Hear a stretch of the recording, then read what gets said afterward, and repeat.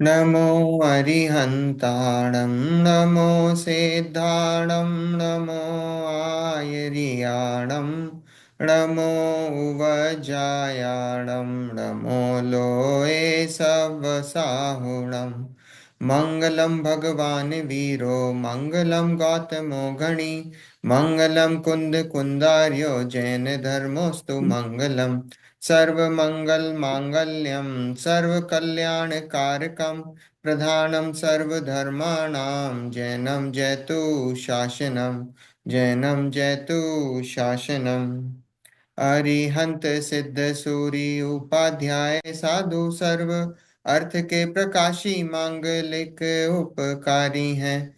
तिनको स्वरूप जान राग ते भई जो भक्ति काय को न माए स्तुति को चारी है। धन्य धन्य तुम ही से काज सब आज भय कर जोर बारंबार वंदे ना हमारी है। मंगल कल्याण सुख ऐसो हम चाहते हैं।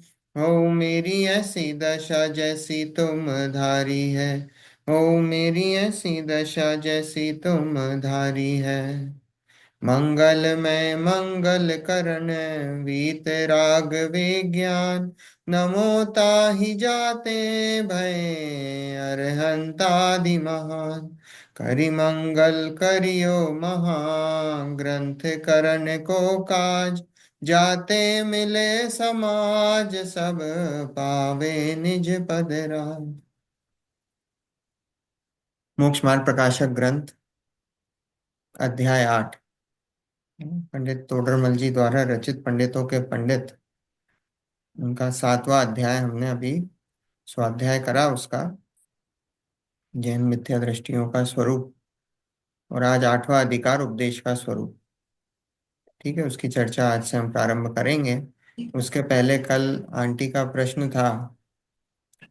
स्वाध्याय के पहले उन्होंने याद दिलाया कि रात्रि भोजन करने में क्या पाप है।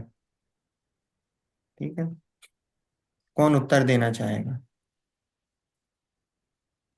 कि रात्रि राग भोजन करने में क्या पाप है। राग की तीव्रता का पाप है कि उसमें हिंसा हो रही है, लेकिन आपका राग इतना है कि आपसे छूट नहीं रहा, तो आपके परिणाम बहुत ज्यादा होते हैं। तो पाप उसका है। खाना तो वैसे ही जीव खा नहीं सकता ऐसा देखा जाए, बट लेकिन पाप दोष उसका है। पाप उसका लगता है उसे। सही उत्तर दिया है ना। देखो, रात्रि भोजन, पहली बात तो ये समझना है कि जो जीव है वो रात में भोजन या दिन में भोजन, है ना, भोजन कर ही नहीं सकता। आत्मा है, आत्मा खा सकती है क्या? आत्मा पर पदार्थ का सेवन कर सकती है क्या? नहीं कर सकती। आत्मा पर पदार्थ का सेवन कर ही नहीं सकती 3 काल में। हमने खाना खाया, पानी पिया आज तक? नहीं। आज तक अनादि काल से और अनंत काल आगे तक ना हम खाना खा सकते हैं, ना बना सकते हैं, ना पानी पी सकते हैं, कुछ नहीं कर सकते। तो फिर पाप किस बात का? जब खा ही नहीं सकते, पी नहीं सकते, तो फिर पाप किस बात का है? राग। हाँ, तो राग का पाप है।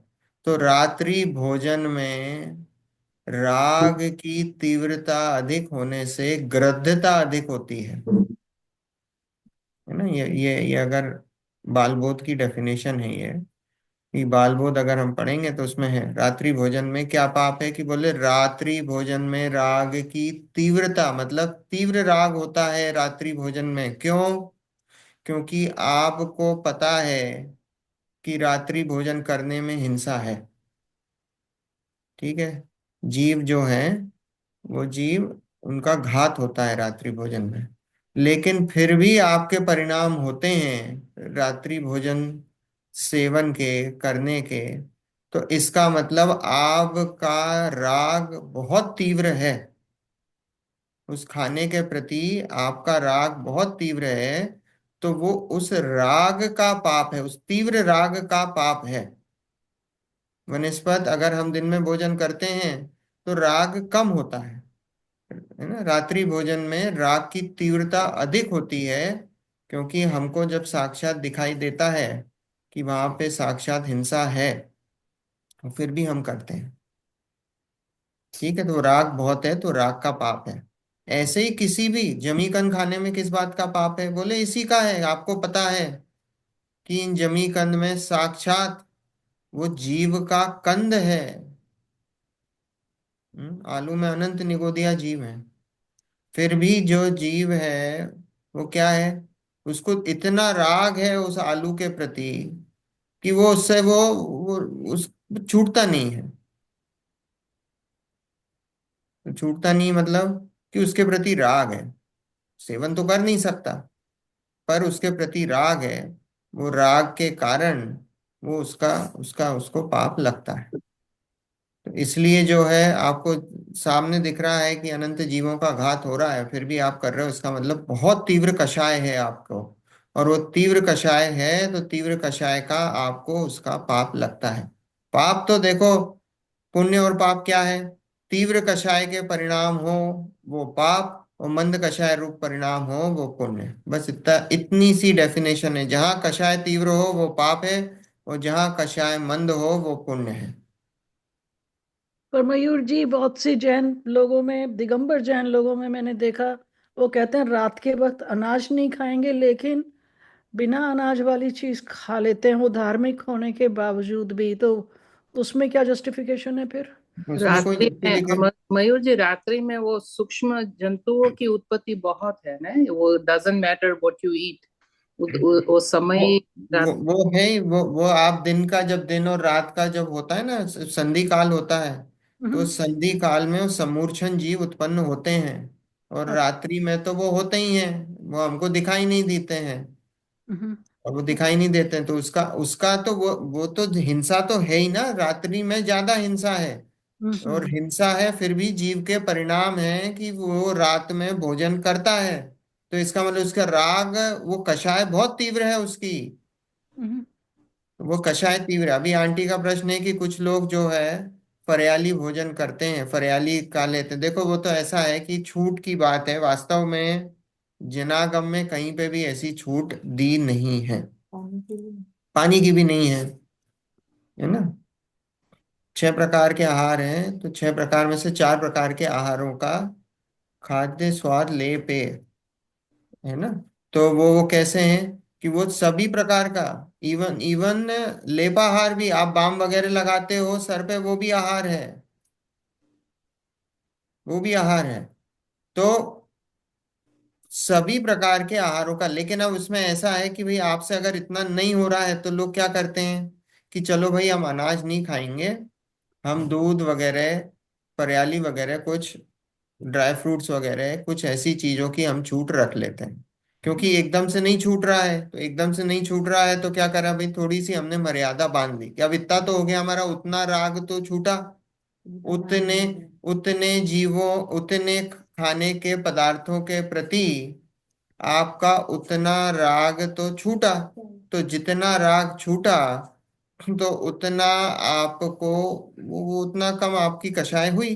अब जितना बचा हुआ है उतना, उतने उसका तो कषाय है, आपको तो उसका तो लग रहा है। ऐसा नहीं कि अब आपने ये नहीं खाते तो हम रोज बैठ के सिर्फ वही वही खा रहे हैं, क्या अब हमारा वो तो नहीं है। लेकिन हम इन चीजों का जो है आहार लेंगे तो हम रोज बैठ के आहार, तो कभी कभार ऐसी छूट रखते हैं कि चलो भाई कहीं पे हो, और कहीं हम्म। पे परिणाम ऐसे विचलित हो, तो कम से कम पूरी तरीके से हम नहीं खा रहे हैं। कुछ चीजों में हमने छूट ले रखी, और अगर वो चीज नहीं है तो फिर नहीं खाएंगे, वो अपने आप विकल्प शांत हो जाएगा। राइट। ओके। Thank you. ऐसा है। वो राग को मर्यादित करने की बात है भाई। क्योंकि उसमें वो फिर है कि आपने कहा संधि काल में कोई सूक्ष्म जीव बढ़ने लगते हैं, तो फिर सुबह वास्तव नेक्स्ट सूरज निकलने पे फिर वो कम हो जाते हैं। वो सूरज ने, वो दोनों संधि काल में जीवों की उत्पत्ति तो है, पर ऐसा है कि जब शाम के वक्त ऐसा बताते हैं कि भाई एक अंतर मुहूर्त पहले, अगर आपने देखा कि आज सूर्यास्त तो होना है मान लो 7 बजे, तो सात हम्म। बजे होना है, तो उसके आप 45 मिनट पहले, जो भी 48 मिनट पहले, 45 मिनट पहले आपका भोजन हो जाना चाहिए। तो 6:15 बजे आपका भोजन होके डन हो जाना चाहिए। ओके। ऐसा है, ऐसा नहीं कि डूबते डूबते बाहर देख रहे हैं, अरे अभी तो दिन है दिन है, और वो ये भी देखती थी दिख रहा मैं। है मेरे को कहीं से एक आध किरण आती हुई दिख रही है, अभी तो हम्म। दिन राइट राइट। है ना। तो हम्म। वो तो फिर पाप ही है वो तो, क्योंकि वहां से शुरू हो जाता है वो। देखो अल्टीमेटली ये है कि अपने राग अपनी कषाय को मर्यादित रखना है, उतनी बात है कि ओके। जहाँ जिसकी कषाय वहां कम हो, तो वो कषाय कम हो तो कषाय कम हो तो वो उसका पुण्य है, और कषाय तीव्र हो तो उसका पाप। ऐसा है, कषाय का मेजरमेंट है। ओके। Thanks again. है मयूर जी, ना। तो हाँ ऐसा समझे कि मैं ये खाऊं और ये न खाऊं, इसमें धर्म समझे, तो वो भी एक बड़ा मिथ्यात्व भी है ना। हाँ, धर्म नहीं मानना, इसमें इसमें हम्म। धर्म नहीं है, इसमें ये तो पुण्य पाप की बात है। हाँ, और पुण्य पाप पुण्य की बात। पाप की बात है, और अपने जो जो अपने, हाँ जो अपने, अपना जैनों का जो एक सदाचार होता है, ये सदाचार की बात है। हम्म।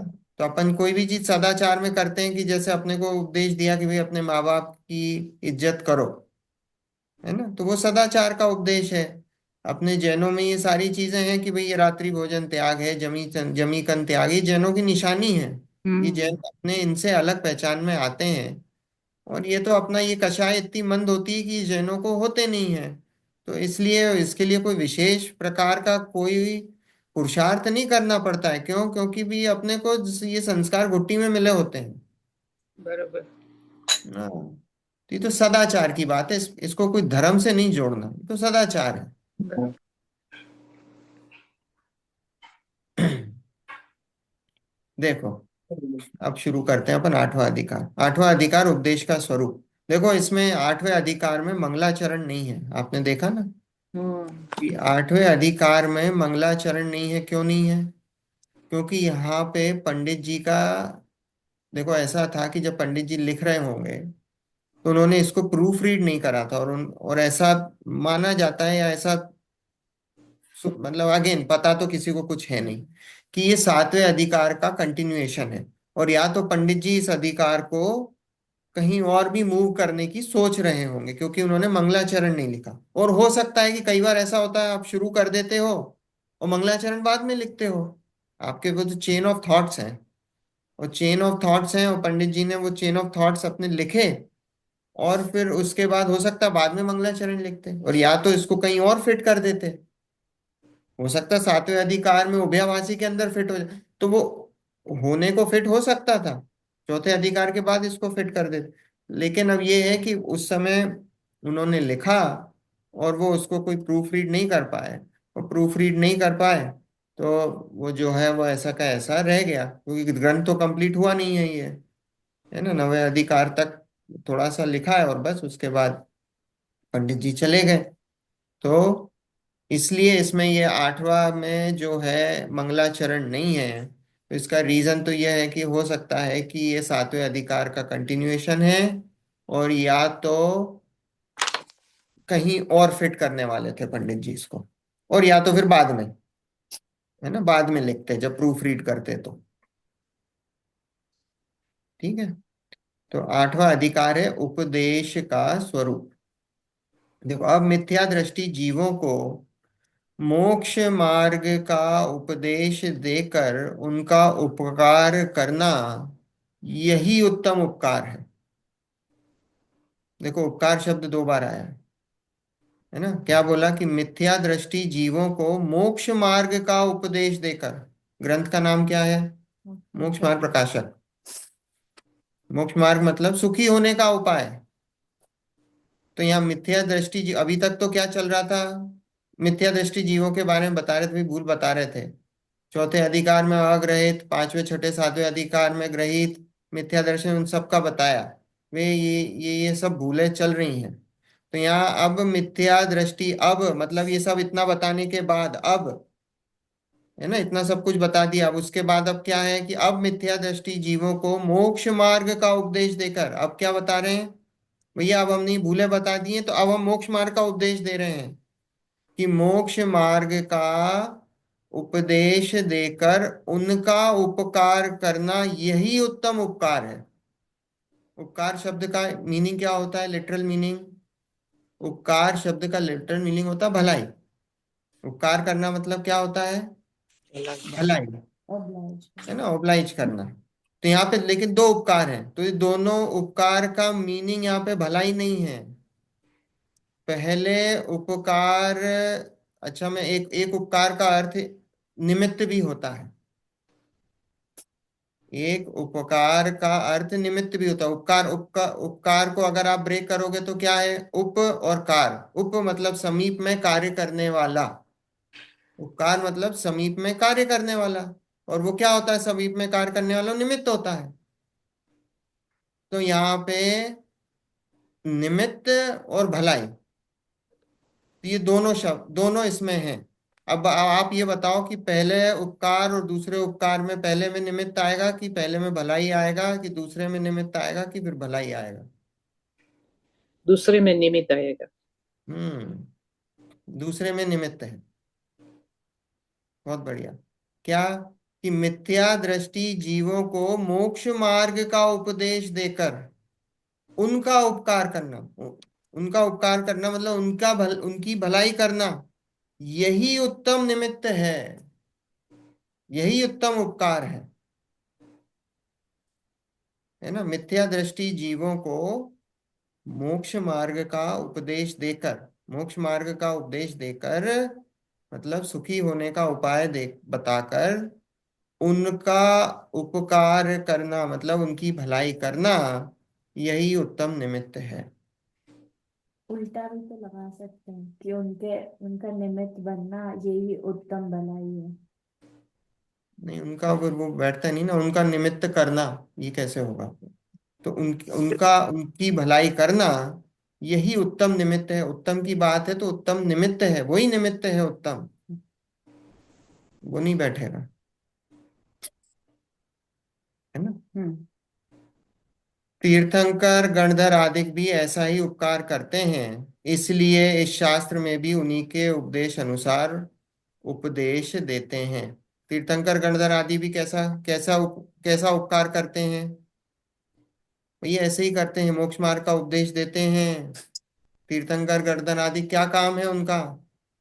उपदेश। यही तो है। देवशास्त्र गुरु क्या है? यही उपकार करते हैं, इसलिए इस शास्त्र में भी उन्हीं के उपदेश अनुसार उपदेश देते हैं। जैसा तीर्थंकर गणधर आदि ने कहा है वैसी की वैसी बात यहाँ हम कहते हैं। ठीक है। वहां उपदेश स्वरूप जानने के अर्थ कुछ व्याख्यान करते हैं, क्योंकि उपदेश को यथावत ना पहचाने तो अन्यथा मानकर विपरीत प्रवर्तन करे, इसलिए उपदेश का स्वरूप कहते हैं। अब भाई उपदेश जो कहा है वो उपदेश का स्वरूप जानना पड़ेगा आपको, क्योंकि अगर उपदेश आपने जो उन्होंने कहा है और उसके आपने विपरीत प्रवर्तन करा, आपने उसका उल्टा समझ लिया, जो उन्होंने उपदेश दिया है और उसके उपदेश से आपने और उल्टा प्रवर्तन करा, मतलब उल्टा आपने उसको समझ लिया, समझ के प्रवर्तन करा आपने, तो फिर क्या होगा? तो गड़बड़ हो जाएगी, विपरीत हो जाएगा सब काम। इसलिए यहाँ उपदेश का स्वरूप बताते हैं। जिन मत में उपदेश चार अनुयोगों के द्वारा दिया है, प्रथमानुयोग, करणानुयोग, चरणानुयोग, द्रव्यानुयोग, ये चार अनुयोग हैं। अनुयोग मतलब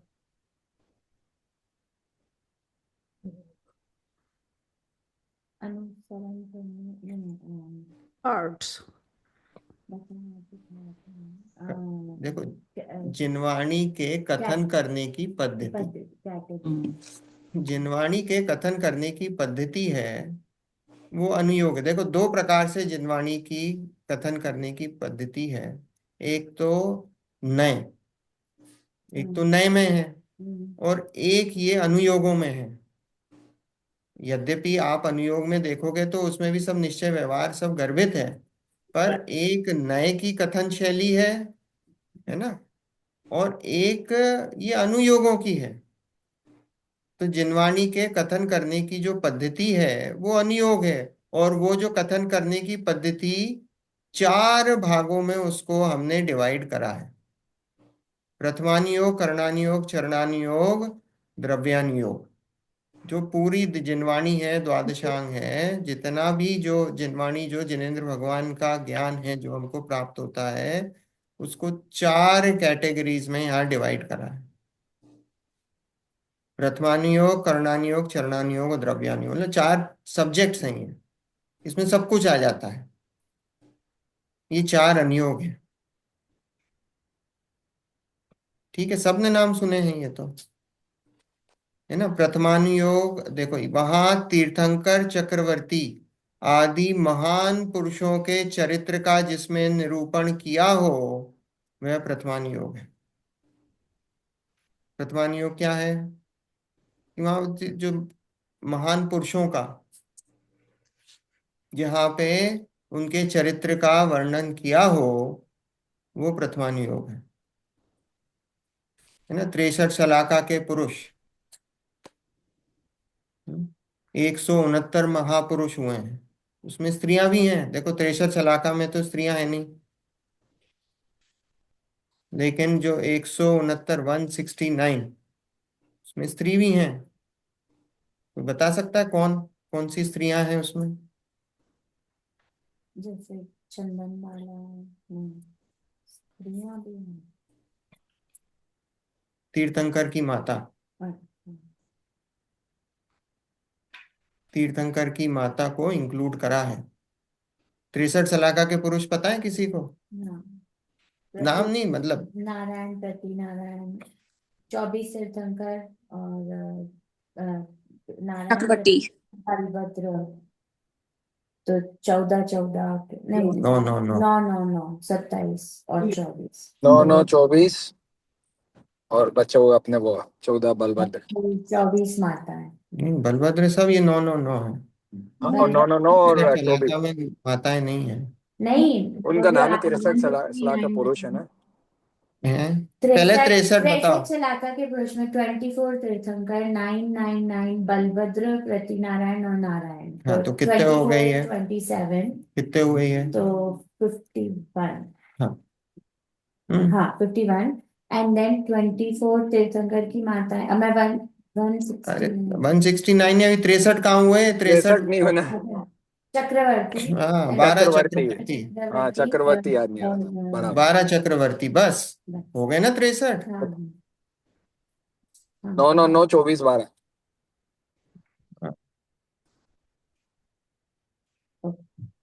और 169।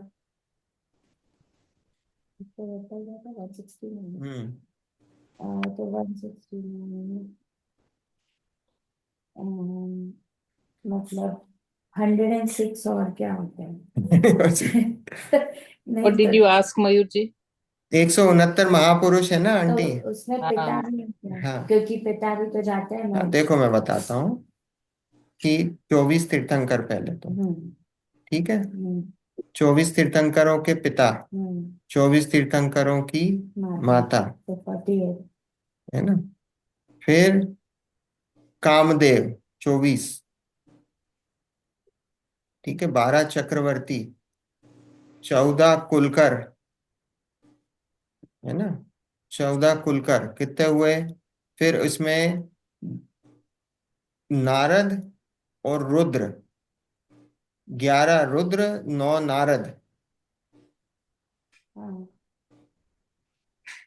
तो हो गए 20 और कामदेव। गिन लिए, हमने तो गिन लिया। गिल्ली कामदेव। 16 हो गए, 3 हो गए, 7 8 हो गए। कितने कामदेव? तो 63 इलाका में तो 24 तीर्थंकर, 9 बलभद्र, 9 प्रतिनारायण, 9 नारायण और 12 कामदेव, 12 चक्रवर्ती। सॉरी 12 12 चक्रवर्ती। चक्रवर्ती, 63। फिर बाकी जो बचे हैं उसमें से 48 तो माता और पिता तीर्थंकर थे। 24 कामदेव, 14 कुलकर, 11 रुद्र एंड 9 नारद, ये मिला के सारे होते हैं 106। 106 और 63, 169। 69, 169। मयूर भैया एक क्वेश्चन है। हम्म। ये तो बेसिकली जो अपने भारत क्षेत्र वाली बात हो गई कि 24 तीर्थंकर हैं, अब विदेश क्षेत्र की स्थिति दूसरी है या वहाँ पर, तो हर जगह ये काउंट तो डिफर होगा ना। ये तो अभी अपने इधर का बताया है, आई ये मीन तो एटलीस्ट भरत और नॉलेज ये का। तो भरत और ऐरावत क्षेत्र की बात है। Exactly exactly. हाँ, ये तो अपने यहाँ की बात है, अभी तो यहाँ की बात चल रही, तो यहाँ के हिसाब से बता रहे हैं अपन, है ना। तो यहाँ के अपने जो भरत क्षेत्र है और ऐरावत क्षेत्र में भी ऐसी स्थिति बनती है, तो वहां पे भी है ना, जहाँ काल परिवर्तन होता है वहां ऐसे हर अवसर्पणी और उत्सर्पणी काल में ऐसे ये 169 महापुरुष, उसमें माता भी हैं, और जो है 63 शलाका के पुरुष ऐसे होते हैं। ये सब भव्य जीव होते हैं, सम्यक दृष्टि होते हैं। कुछ तो नरक जाते हैं और कुछ मोक्ष जाते हैं, उसी भाव से मोक्ष भी जाते हैं। तो ऐसा है, जैसे तीर्थंकर, उनके पिता वगैरह, वो तो सब है ना मोक्ष जाने वाले हैं, जल्दी से जल्दी तीर्थंकर तो जाते ही हैं। पिता का भी मैक्सिमम, माता का दो भाव है, उसके बाद माता स्वर्ग जाएंगी और पिता तो उस भाव से या तो फिर स्वर्ग जाके फिर मोक्ष, तो उनका जल्दी से है। अब लेकिन ये जैसे नारायण है और प्रति नारायण है, ये तो नियम से नरक जाते हैं। अब नारायण प्रति नारायण नियम से नरक जाते हैं, तो फिर वापस आके जन्म लेते हैं जब भी लेंगे। अब जैसे लक्ष्मण है, रावण है ना, ये सब क्या है, सीता जी सीता तो नहीं है इसमें, है ना इंक्लूडेड, पर लक्ष्मण और रावण है। लक्ष्मण रावण जाएंगे अब आगे जाके तीर्थंकर बनेंगे। कृष्ण जी भी हैं। हैं, कृष्ण जी। हाँ कृष्ण है ना, जरासंध है। ये हम्म। सब जो है, ये आगे जाके सब मोक्ष जाएंगे। एनीवेज, तो यहाँ लिखा तीर्थंकर चक्रवर्ती आदि महान पुरुषों के चरित्र का जिसमें निरूपण हो, वह प्रथमानुयोग है। तथा गुणस्थान मार्गणा आदि रूप जीवों का व कर्मों का व त्रिलोक आदि का जिसमें निरूपण हो, वह करणानुयोग है। करण मतलब कार्य है क्या नहीं। बोला आंटी? कार्य मालूम नहीं कैसे। करण, करण के दो अर्थ। हम्म। करण का एक अर्थ तो अपन ने परिणाम देखा था, अभी हम्म। चले थे ना अपने, हाँ। तीन करण परिणाम, अधा प्रवृत्त करण, अपूर्व करण, अनिवृत्ति करण। उसमें क्या था, करण शब्द का अर्थ परिणाम था। यहाँ पे करण शब्द का अर्थ परिणाम भी है और गणित भी है।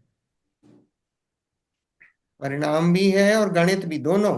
जहां गणित और परिणाम इसकी चर्चा हो, वह करणानुयोग है। आप करणानुयोग पढ़ोगे तो वहां दो ही चीजों की आप देखोगे, दो ही चीजों का वर्णन है, और उसी के बेसिस पे पूरा करणानुयोग है। एक तो गुणस्थान है और एक मार्गणा स्थान है। हम्म। जैन ज्योग्राफी आ जाएगी ना, तो उसमें सब मैथमेटिक्स आएगी। सब वो सब उसी में ही गर्भित है। एग्जैक्टली। मार्गणा स्थान में जीवों के रहने का स्थान, जीवों के आप कैटेगराइज करिए, वो सब मार्गणा स्थान है। जीवों की कैसी कैटेगरीज हैं, तो उसमें सब कुछ आ जाता है। और जो गुण स्थान है उसमें परिणाम की अपेक्षा से सब आ गया। तो गुण स्थान, मार्गणा स्थान, सब सब कुछ आ जाता है उसमें। त्रिलोक वो की सब रचना कुछ सब सब आ करना जाती। नहीं है।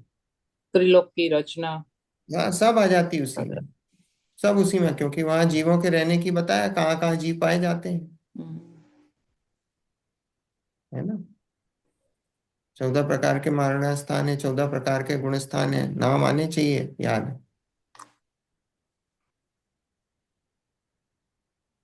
ठीक है, कर्मों का स्वरूप सब सब उसमें आ जाता है, सब करणान योग में आ जाता है। तथा गृहस्थ मुनि के धर्म आचरण करने का जिसमें निरूपण हो, वह चरणान योग है। चरणान योग, चरणान योग मतलब आचरण। ठीक है, यहाँ पे आचरण बताया गया हो गृहस्थ का, मुनि का, वो क्या है, वो सब चरणान योग है। तथा षट द्रव्य सप्त तत्व आदि का व स्व पर भेद विज्ञान आदि का जिसमें निरूपण हो, वह द्रव्यान योग है। क्या, जहाँ 6 द्रव्य की, 7 तत्व की, 9 पदार्थ की, स्व पर भेद विज्ञान की बात हो, वह सब द्रव्यान योग है। ठीक है। देखो ये 4 अनुयोग है ना, इनको 4 प्रकार की ऐसी कैटेगरीज है, और एक एग्जाम्पल से समझाया जाता है कि जैसे हम कभी कोयले को तौलते हैं ना, तो कोयले को तौलते हैं तो कोयले को तौलने में जैसे किसी ने मांगा कि भैया हमको 5 किलो कोयला देना, तो जब कोयले को हम तौलेंगे 5 किलो कोयला, तो हम उसमें एकदम एक्यूरेट नहीं तौलेंगे, 100 ग्राम 200 ग्राम इधर उधर भी होगा तो चल जाएगा, कोई फर्क नहीं पड़ता। किसी ने 5 किलो मांगा और हमने उसको 5 किलो 200 ग्राम भी दे दिया तो कोई फर्क नहीं पड़ता। तो ये जो प्रथमान योग है वो उसी तरीके का है कि वहां पे थोड़ा बहुत इधर उधर चलता है, कोई इतना वो नहीं है। क्योंकि क्या है, कई बार स्टोरीज लिखते हैं तो अपना, जैसे अपन कोई लिखते हैं ना, तो अब जैसे कोई सीन क्रिएट कर रहे हो, कोई सीन बना रहे हो, तो एग्जैक्ट वैसा नहीं होता है, फिर भी जो है जो लिखने वाला है वो भाव पकड़ के लिख देता है अपने हिसाब से। तो उसमें क्या, थोड़ा इधर उधर चलता है, कोई उसमें दिक्कत नहीं है। ठीक है। तो ये क्या है, यहाँ आगे अब थोड़ा इधर उधर चलता है, एरर उसमें थोड़ा ज्यादा चलता है। फिर दूसरे नंबर पे क्या आता है, दूसरे नंबर मान लो जैसे आप अनाज तोलते हो, तो अनाज भी तोलते हो, तो जैसे आप गेहूं तोल रहे हो, तो भाई आपने गेहूं मांगा है तो थोड़ा बहुत चलता है इधर उधर, इतना नहीं होगा कि भाई ½ किलो 200 ग्राम 500 ग्राम इधर उधर नहीं चलेगा, फिर भी हाँ 10 20 50 ग्राम उसमें इधर उधर होगा तो चलेगा। तो वो जो 10 20 50 ग्राम जो होता है, वो क्या है, वो चरणा योग है, वो अनाज तोलने जैसा है कि थोड़ा बहुत आचरण इधर उधर हो भी जाता है तो कोई दिक्कत नहीं है। आचरण में लोग प्रायश्चित ले लेते हैं, ये ले लेते हैं, वो ले लेते हैं, चल जाता है, ऐसी कोई बड़ी बात नहीं है। ठीक है। फिर तीसरे नंबर पे जैसे सोना तोलते हो, तो सोना तोलते हो तो कैसा आएगा, उसमें आप 10 20 ग्राम का एरर चलेगा क्या, ना 100 200 ग्राम का एरर चलेगा क्या, नहीं। नहीं चलेगा। अगर 10 20 ग्राम का एरर कर दोगे सोना तोलने में तो बहुत दिक्कत हो जाएगी, क्या कमाओगे आप, है ना। वहां तो बिल्कुल आपको एक्यूरेट चाहिए है, बिल्कुल एक्यूरेट चाहिए है। तो वो जो सोना तोलने का है, अब आप मुझे बताओ वो किस में फिट होगा, करणान योग में होगा कि द्रव्यान योग में होगा, द्रव्यान योग। द्रव्यानुयोग। वो द्रव्यान योग में होगा। और फिर आखिरी, हीरे जवाहरात, जब आप हीरा तोलते हो, तो हीरा तोलते हो तो बिल्कुल वो डेसिमल के 4 5 आगे तक वो उसका नंबर जाता है, इतनी एक्यूरेसी चाहिए क्योंकि इतना महंगा है वो हीरे जवाहरात। तो वो जो हीरे जवाहरात तोलना है तो वो उसका इक्विवेलेंट है करणान योग, उसमें बिल्कुल नहीं चलता है एरर, मिनिमम एरर है उसमें, बिल्कुल ना के बराबर,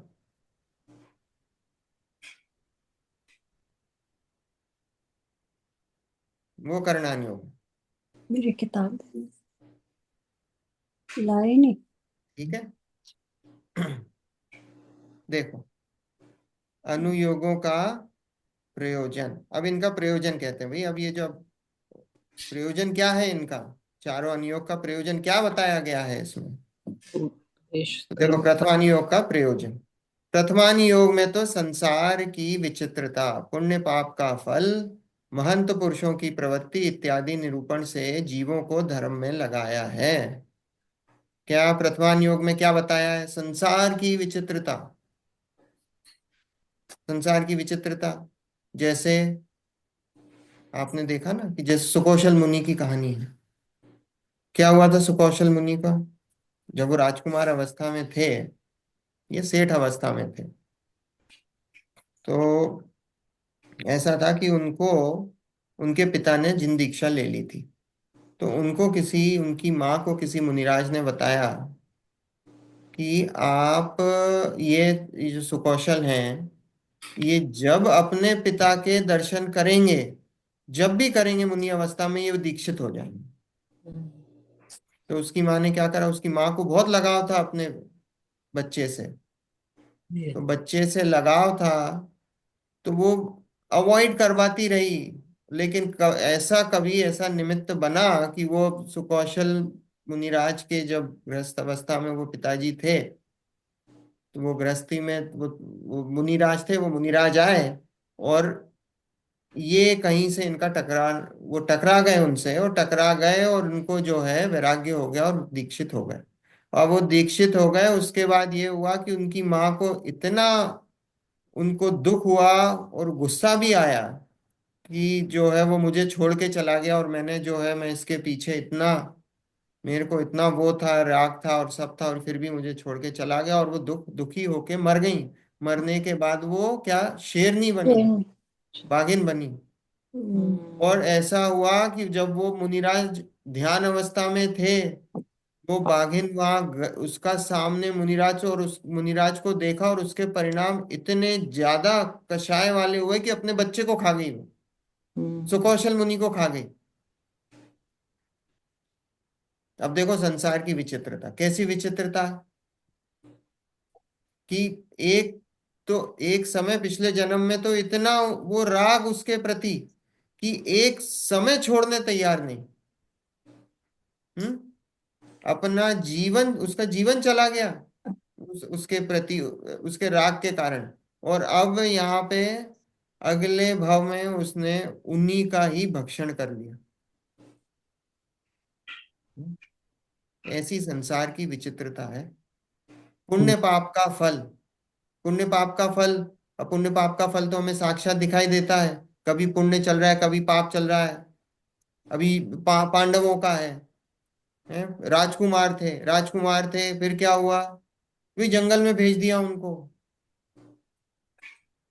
हम्म, राम थे, अगले दिन उनका जो है राज्याभिषेक होना था, और सुबह सुबह क्या बोल दिया, 14 साल का वनवास हो गया।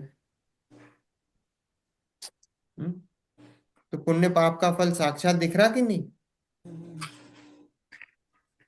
महंत पुरुषों की प्रवृत्ति, महंत पुरुषों की कैसी प्रवृत्ति होती, तीर्थंकर आदि ये जो 63 शलाका के पुरुष हैं, उनकी प्रवृत्तियां कैसी होती हैं, इत्यादि निरूपण से जीवों को धर्म में लगा दिया है। ये सब दिखा के क्या करा है भाई, बताया कि देखो पाप करोगे तो क्या होगा, पाप करोगे तो कहाँ, नरक में जाओगे। पाप करोगे, तीव्र कषाय करोगे तो त्रियंच बनोगे। संसार में भटकोगे। पुण्य करोगे तो कहाँ जाओगे, उच्च कुल में जन्म होगा, देवादि बनोगे। हम्म, और स्वरूप में जाओगे तो भगवान बनोगे। ये सब बातें बताई हैं, इत्यादि सब जीवों का निरूपण करके धर्म में लगाया है।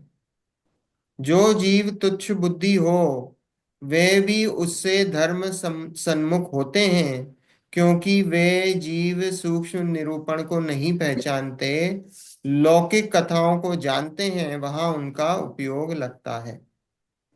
क्या बोला, जो जीव तुच्छ बुद्धि हो, तुच्छ बुद्धि मतलब समझे, कम। तुच्छ बुद्धि मतलब कम बुद्धि वाला हो, जिसका मन नहीं लगता हो,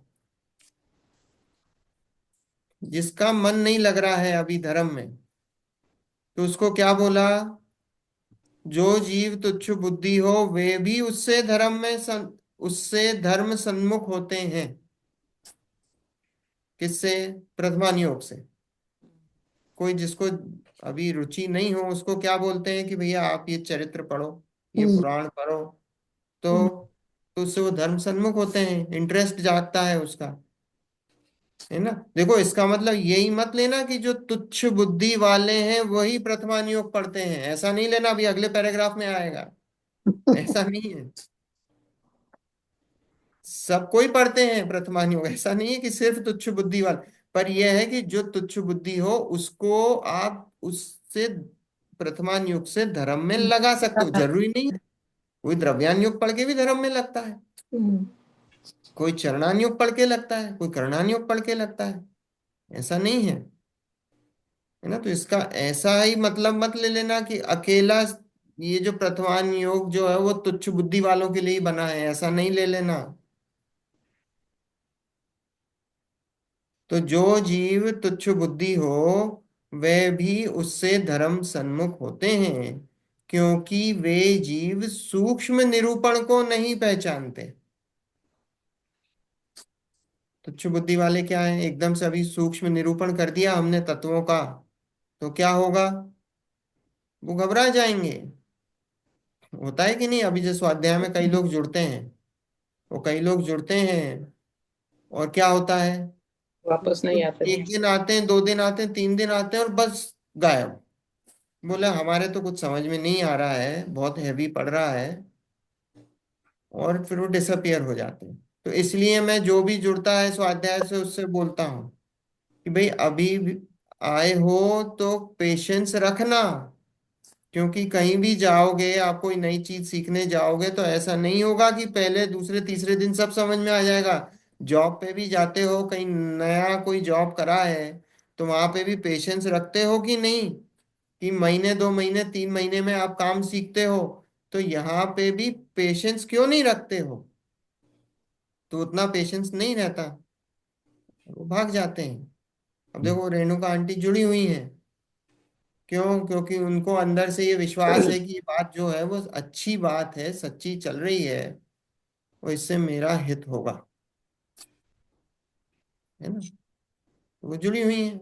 नहीं तो अभी इतने सारे लोग हैं, आए हैं चले गए, एक एक दो दो क्लास वो लेते हैं, नंबर लेते हैं कि साहब नंबर दे देना आप, हम ज्वाइन होंगे। वो ज्वाइन होते हैं, गायब हो जाते हैं। क्यों, क्योंकि नहीं आता समझ, बिल्कुल सही बात है, नहीं आता, पर पेशेंस रखना है।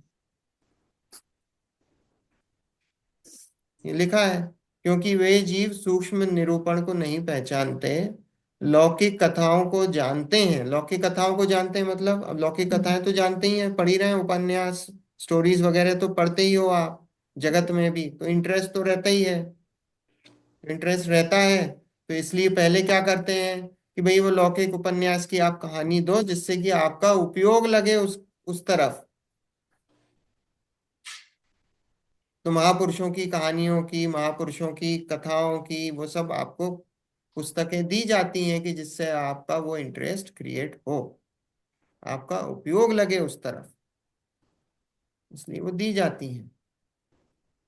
तथा प्रथमान योग में लौकिक प्रवृत्ति रूप ही निरूपण होने से उसे वो भली भांति समझ जाते हैं। क्यों, प्रथमान योग में क्या है, क्योंकि आपकी प्रवृत्ति तो लौकिक रूप है, और वो लैंग्वेज भी इजी होती है। वो लैंग्वेज इजी होती है, वो लौकिक से आप उसको रिलेट कर लेते हो, तो आपको भली भांति वो समझ में आती है, वो पुस्तक, वो जिनवाणी आपको समझ में आती है। तथा लोक में तो राजादिक की कथाओं में पाप का पोषण होता है। यहाँ महंत पुरुष राजादिक की कथाएं तो हैं, परंतु प्रयोजन जहां तहां पाप को छुड़ाकर धर्म में लगाने का प्रकट करते हैं। इसलिए वे जीव कथाओं के लालच से तो उन्हें पढ़ते सुनते हैं, और फिर पाप को बुरा, धर्म को भला जानकर धर्म में रुचिवंत होते हैं। क्या लोक में तो राजा दिक की कहानी पढ़ोगे आप, तो क्या होगा, वो तो पाप का पोषण होता है। वहां पे हम हिस्ट्री बुक्स पढ़ते हो, वहां क्या है, सब तरह की कहानियां हैं। तो वहां क्या है, वहां तो पाप का ही पोषण है, वो पढ़ोगे तो वो तो राग द्वेष वाली कहानी है। यहाँ क्या है, यहाँ महंत पुरुष राजादिक की कथाएं तो हैं, और राजा की कहानी तो है। अभी 24 तीर्थंकर पुराण पढ़ोगे, आदि पुराण पढ़ोगे, हैं? कोई श्रीपाल चरित्र पढ़ोगे, श्रेणिक चरित्र कोई भी पढ़ोगे आप, तो वहाँ क्या है भाई, राजादिक की कहानी तो है, कथाएं तो हैं, परंतु वहाँ प्रयोजन कैसा है, वहाँ प्रयोजन तो यह है कि पाप को छोड़ो और धर्म को प्रकट करो। अंत में क्या होगा, पद्म पुराण पढ़ोगे तो क्या होगा, पद्म पुराण में क्या है, रावण की कहानी है 60-70%। और फिर क्या है, रावण को क्या बताया भैया, वो सब ठीक है, वो कहानी बताई, अच्छा है, फिर बुरा बता दिया, और वो सब रावण की इतनी कहानी, वो रावण को इतना महान बताया कि भाई वो तो इतनी इतनी सारी चीजें वो करता था, ये सब चीजें थी। राम की कहानी कितनी है, राम की बची हुई 30-40% है। तो 30-40% में ये बताया कि भैया वो इतना सब कुछ होने के बाद भी वो भटका और उसने गलत काम करा, और राम ने उनको जीता, राम और लक्ष्मण ने। हम्म। और एंड में धर्म के मार्ग पर लगे और मोक्ष गए, राम, है ना, लक्ष्मण नहीं। राम मोक्ष गए, राम मोक्ष गए, तो वो क्या हुआ एंड में, सबका प्रयोजन क्या था, कि वो सब कहानी बताने का प्रयोजन ये था कि भाई ये सारा, ये सब पुण्य पाप है, ये सब जो चल रहा है, वास्तव में अपनी आत्मा है, बस अपनी आत्मा का लक्ष्य करके ही धर्म की प्राप्ति होती है, और उसी के लक्ष्य से मुक्ति होती है। वो करके वो कहानी को समाप्त करते हैं। इसमें कुछ नहीं है, ये सब कुछ होने के बावजूद भी सब कुछ छोड़कर चले जाते हैं। सब कुछ होने के बावजूद भी जो हमको लगता है सब कुछ है, उनके लिए तो कुछ नहीं है। सम्यक दृष्टि है उसके लिए तो क्या है, कुछ नहीं है, पर द्रव्य है। तो सब कुछ छोड़ के चले जाते हैं और मोक्ष जाते हैं। तो ये सब, इन सब कहानियों का ये प्रयोजन है। इसलिए वे जीव कथाओं के लालच से तो उन्हें पढ़ते सुनते हैं, और फिर पाप को बुरा, धर्म को भला जानकर धर्म में रुचिवंत होते हैं, है ना। इस प्रकार तुच्छ बुद्धियों को समझाने के लिए ये अनुयोग है। प्रथम अर्थात अवयुत्पन्न मिथ्या दृष्टि, उनके अर्थ जो अनुयोग सो प्रथमान योग है, ऐसा अर्थ गोमट सार की टीका में किया है। क्या तुच्छ बुद्धियों को समझाने के लिए अकेला ये तुच्छ बुद्धियों, फिर रिपीट कर रहा हूं, ये अकेला तुच्छ बुद्धियों को समझाने के लिए अनुयोग नहीं है, सब कोई पढ़ते हैं, पर हाँ तुच्छ बुद्धियों को समझाने के लिए भी ये अनुयोग काम में आता है। ठीक है। अब यहाँ प्रथम शब्द का अर्थ क्या है, प्रथम शब्द का अर्थ है अव्युत्पन्न मिथ्या दृष्टि। अव्युत्पन्न मिथ्या दृष्टि मतलब जिसने कभी भी धर्म का कुछ भी ABCD नहीं पढ़ा हो, जो बिल्कुल अभी उसकी एंट्रेंस भी नहीं हुई हो, इस मार्ग में जिसकी एंट्री भी नहीं हुई हो, ये वो व्युत्पन्न, उसका व्युत्पन्न का अर्थ ये है, जिसने कभी भी कुछ भी नहीं पढ़ा हो ना सुना हो, वो अव्युत्पन्न मिथ्या दृष्टि। ठीक है। यहाँ बोला प्रथम का अर्थ क्या हुआ, अव्युत्पन्न मिथ्या दृष्टि, उनके अर्थ जो अनुयोग सो प्रथमान्योग, ऐसा अर्थ गोमट सार की टीका में किया है। तथा जिन जीवों के तत्व ज्ञान हुआ हो, पश्चात इस प्रथमान योग को पढ़े, देखो अभी आ गया है, अभी तक तो क्या बताया, व्युत्पन्न मिथ्या दृष्टि जो जिनने कभी एंट्रेंस, लेकिन अब ये जिनको तत्व ज्ञान हुआ हो, स्वाध्याय वाले अपने जैसे लोग, हम्म, तो तथा जिन जीवों के तत्व ज्ञान हुआ हो, पश्चात इस प्रथमान योग को पढ़े सुने, तो उन्हें ये उसके उदाहरण रूप भाषित होता है। क्या, जैसे जीव अनादि निधन है, शरीर आदिक संयोगी पदार्थ हैं, ऐसा ये जानता है। तथा पुराणों में जीवों के भवांतर निरूपित किए हैं, वह उसे जानने के उदाहरण हुए।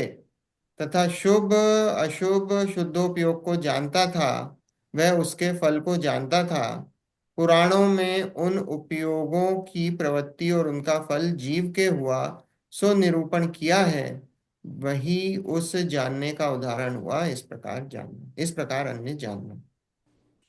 क्या बोला, कि जैसे जीव अनादि निधन है, शरीर आदि संयोगी पदार्थ हैं, ऐसा ये जानता था। अब ये जानता था मतलब ये आपने पढ़ा पुस्तकों में, जिनवाणी में ऐसा पढ़ा, क्या, कि जीव अनादि निधन है, शरीर आदि संयोगी पदार्थ हैं, ये सब पढ़ा उसने, ठीक है। लेकिन जब पुराण उसने पढ़े, है ना, देखो, तथा पुराणों में जीवों के भावांतर निरूपित किए हैं।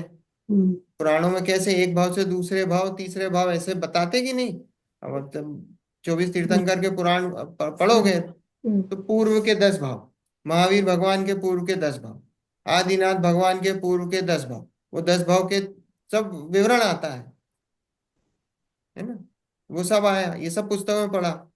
तो वे उस जानने के उदाहरण हुए। तो अब ये बात आपको पता कैसे चली? ये ये जो जीव है वो अनादि निधन है, शरीर आदि संयोगी पता। जब आपने प्रथमान योग पढ़ा कि भैया हमने देखा कि ये आदिनाथ भगवान के 10 भाव दिखाए, तो आदिनाथ भगवान के 10 भाव दिखाए तो क्या देखा कि ये जो एक भाव से दूसरे भाव गए, तो शरीर छोड़ के गए। पिछले भाव का शरीर छूटा कि नहीं छूटा, वो संयोग, वो छूटा और नया संयोग की प्राप्ति हुई। तो वो देखा शरीर आदि संयोगी पदार्थ है, वो संयोग है, वो उस भाव में रहता है। और उसमें जो जीव है वो अनादि निधन है।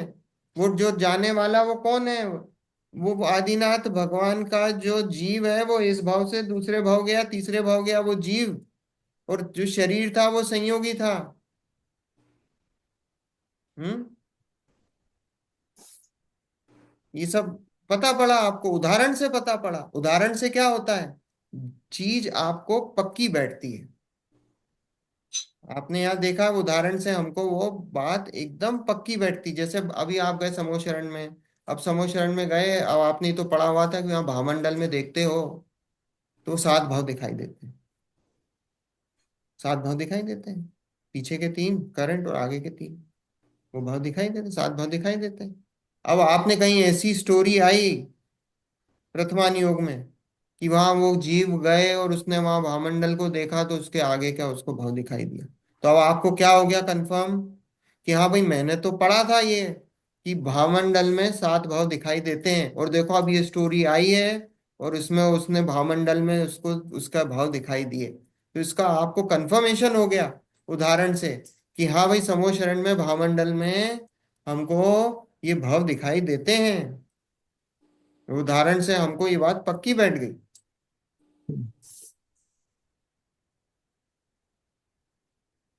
है ना। तथा शुभ अशुभ शुद्धोपयोग को जानता था, वह उसके फल को जानता था।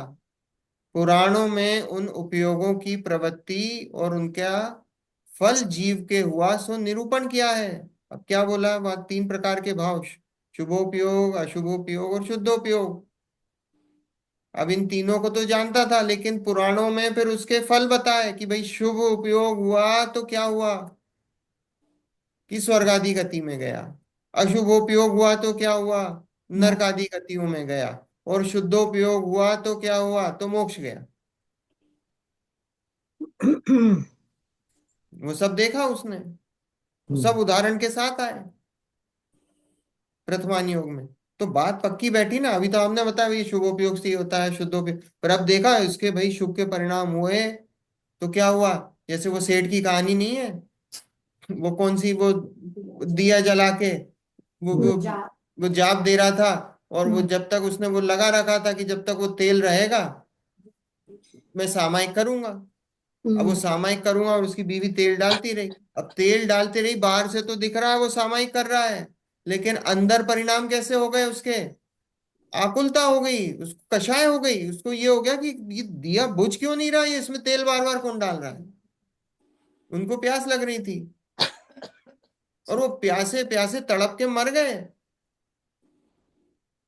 मर गए तो क्या, किस परिणाम से मरे, वो अशुभोपयोग चल रहा था। बाहर से भले ही दिख रहा हो सामायिक कर रहे हैं, और कहाँ कहाँ जाके जन्म लिया, वो मेंढक बने। मेंढक।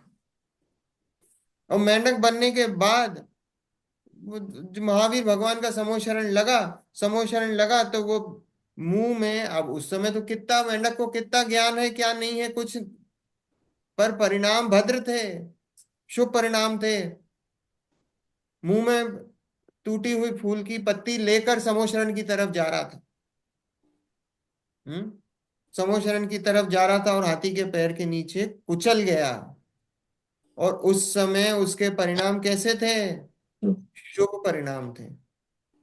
तो शुभ परिणाम से क्या हुआ, वो जाके देव बन गया, वो जाके देव बन गया। तो यहाँ देखा ना हमने कि वो उन परिणामों के फल से क्या होता है, कि परिणाम आपके अशुभ हो, और बाहर से भले ही आप सामायिक करते हुए दिखाई दे रहे हो, क्या होगा, नीच गति को प्राप्त हो गए।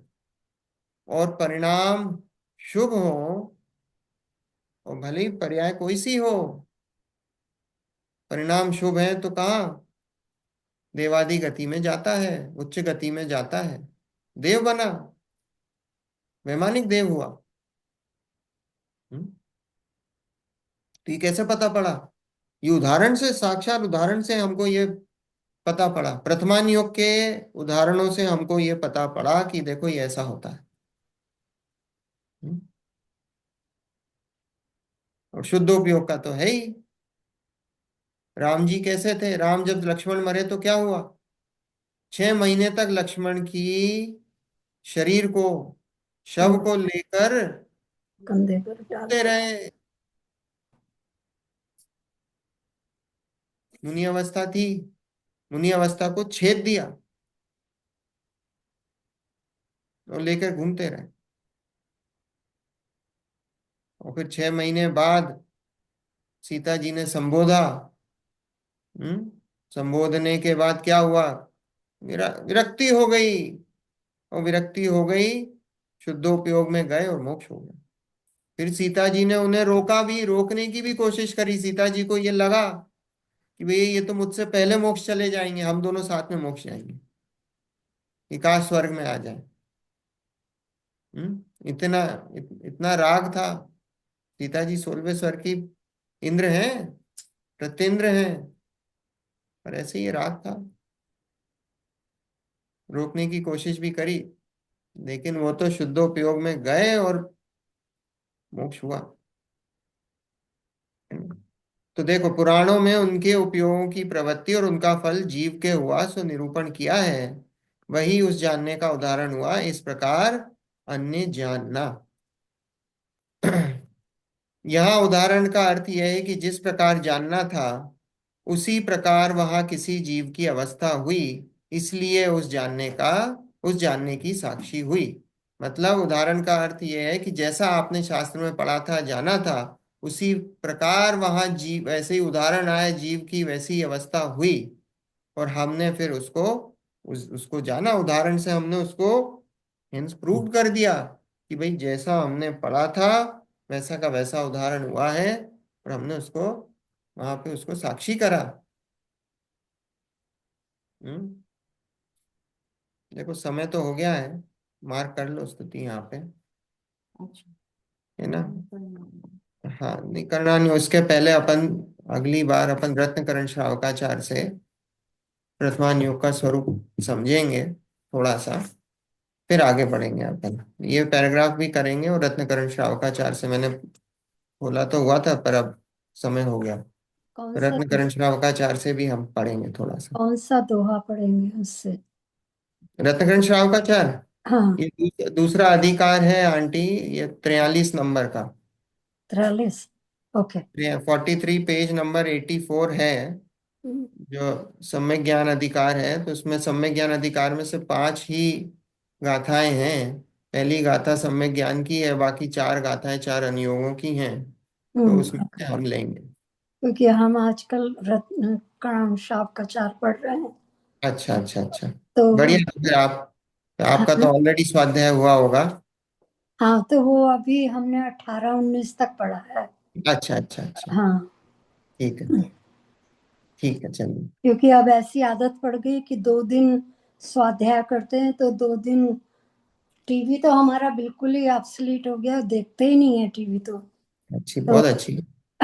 तो बस फिर 2 दिन और कोई सी किताब पढ़ते हैं, तो आजकल ये पढ़ रहे हैं बहुत बहुत अच्छा, हम्म। बहुत अच्छा, बहुत अच्छा। चलिए, चिन्वाणी स्तुति, है ना। निज निधि निज में बताई, यह अनंत उपकार है, उसके लिए जिन्हें जिन बानी वाणियों को मारो, वंदे नाशतवारे वंदे नाशतवारे वंदे वंदना नाशतवारे। नौ बार नमोकार मंत्र।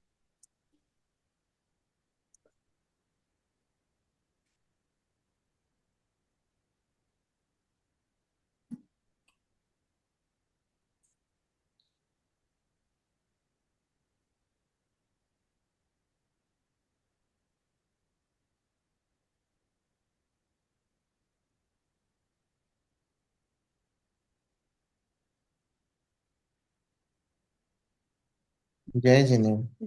जय जय जय जय जिनेन्द्र। जिनेन्द्र। जय जय जय जिनेन्द्र। जय जय जिनेन्द्र। जिनेन्द्र। जय जय जिनेन्द्र। जिनेन्द्र। जय जय जिनेन्द्र। जिनेन्द्र। जय जिनेन्द्र।